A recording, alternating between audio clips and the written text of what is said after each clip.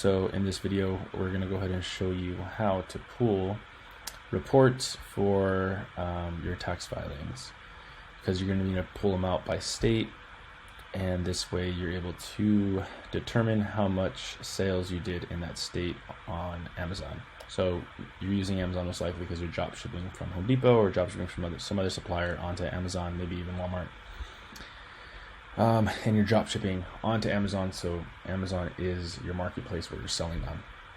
So you're going to go to, as I just did right now, tax document library, and then sales tax report. You're going to go ahead and hit custom, generate a tax report, and then you're going to hit custom from. You could do month if you're looking at the month. I am doing Q2 at the moment. So Q2 would be April 1st to June 30th. And if you hit generate, I've already generated it down here. So then we can hit actually we don't want the sales tax. Let's do a combined sales tax report, because we want the marketplace and the sales tax. So make sure you're doing combined sales tax report, generate that. And go ahead and download tax report. Come in here. You're going to want to import into a Google Sheet. And we're going to insert new sheet. I guess you replace current sheet, doesn't matter, but we just go insert new sheet. It's easiest. Convert text to numbers, yes. Okay, so now this is everything.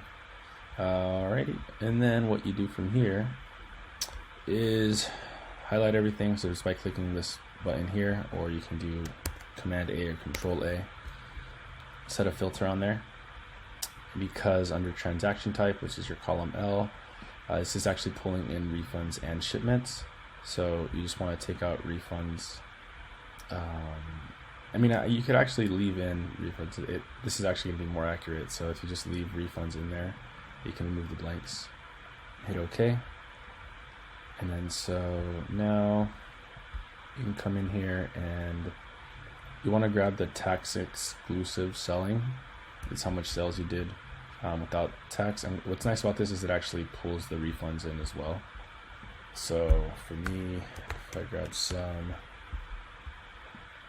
of all this here, then that's only $3,783 in total sales. And then if you needed to filter by the state, then you can do, for instance, if I just wanted to do California, you create a filter by state, you do California, and then you do the same thing. You run a sum here, or you just do this. So then now I only have $282 of sales in California. Then you just filter again. So if I want to do Arizona here, and then obviously that's only $178.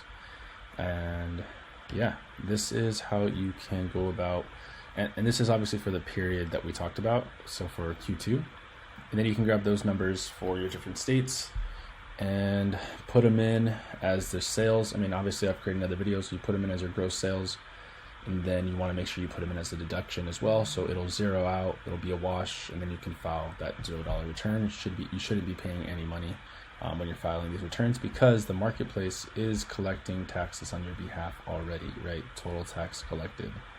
They collect sales tax for you. All right, let me know if you have any questions, and hopefully this is helpful. Thanks, guys.